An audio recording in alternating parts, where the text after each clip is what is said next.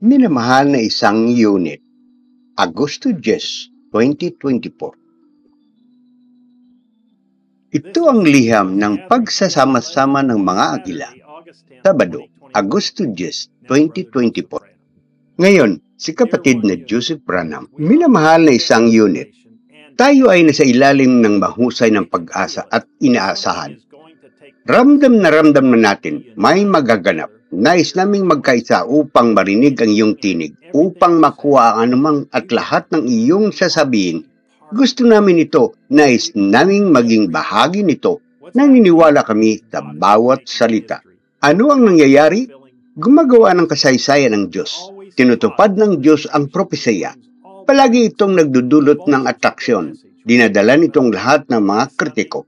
Ang mga betri ng minsay na narinig natin noong nakaraang linggo. Ngunit pinagsasama rin nito ang kanyang mga agila sapagkat kung nasaan ang priskang karne, nagtitipon ang mga agila.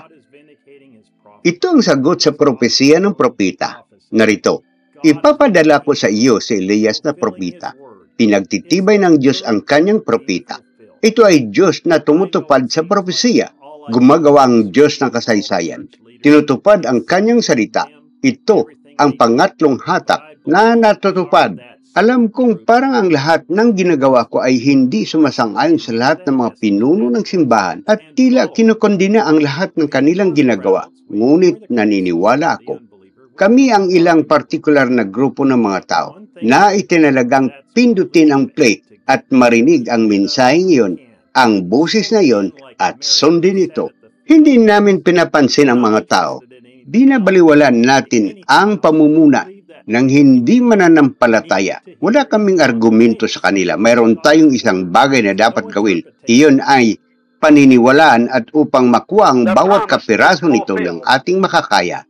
Ibaba dito tulad ni Maria na nakaupo sa paanan ni Jesus. Hindi kami interesado sa anumang bagay. Hindi namin kailan ng iba pa. Naniniwala kami na lahat ng kailangan naming marinig ay nasa mga tape.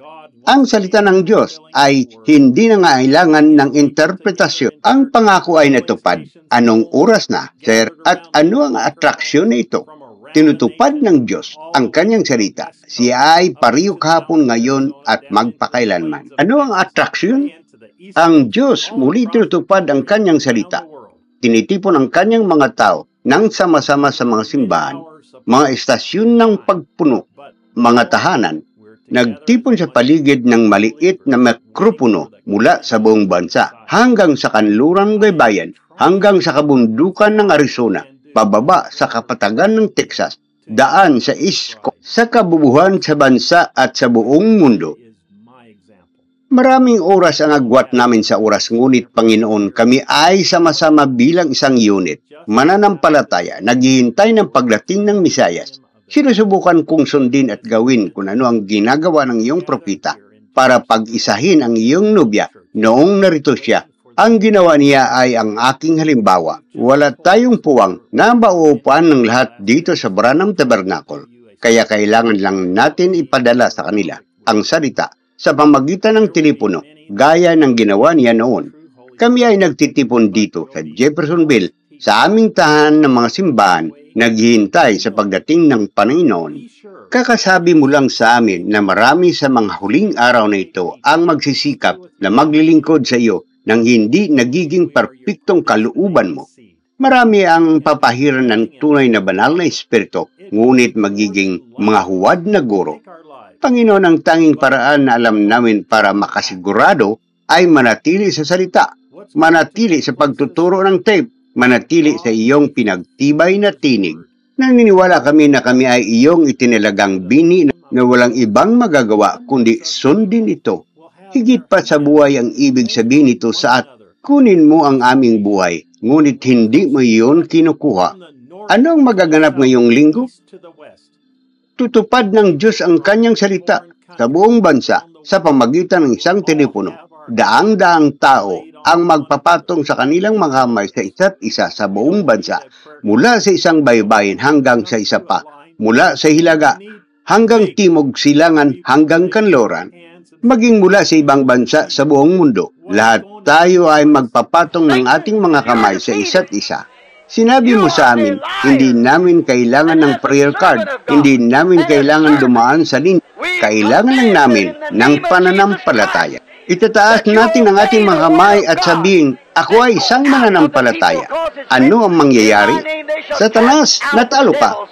Isa kang sinungaling. At bilang isang lingkod ng Diyos at bilang mga lingkod, inuutos namin na sa pangalan ni Hesus Kristo na sundin ninyo ang salita ng Diyos at umalis sa mga tao pagkat nasusulat, sa aking pangalan ay itataboy nila, mga demonyo.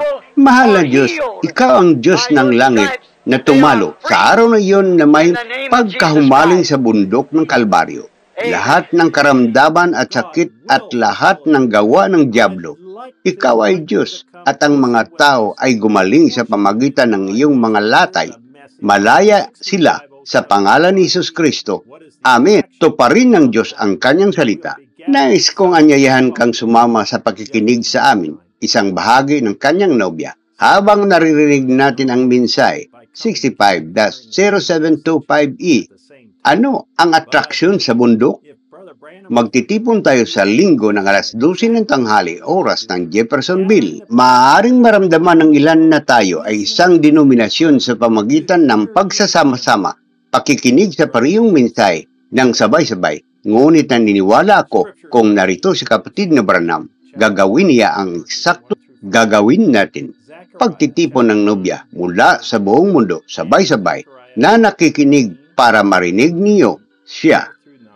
Brother Joseph Branham. Mga banal na kasulatan. San Mateo Kapitulo 21, versikulo 1 hanggang 4. Zacarias Kapitulo 9, versikulo 9. Zacarias Kapitulo 14, versikulo 4 hanggang 9. Isaias Kapitulo 29, versikulo 6. Apokalipsis Kapitulo 16, versikulo 9. Malakyas Kapitulo 3, versikulo 1. At ika-4 na kabanata, San Juan, Kapitulo 14, versikulo 12, San Juan, Kapitulo 15, versikulo 1 hanggang 8, San Lucas, Kapitulo 17, versikulo 22 hanggang 30. Hanggang sa susunod, pagpalain kayo ng Diyos at Shalom. www.branhamtabernacle.org at www.sbfellowship.info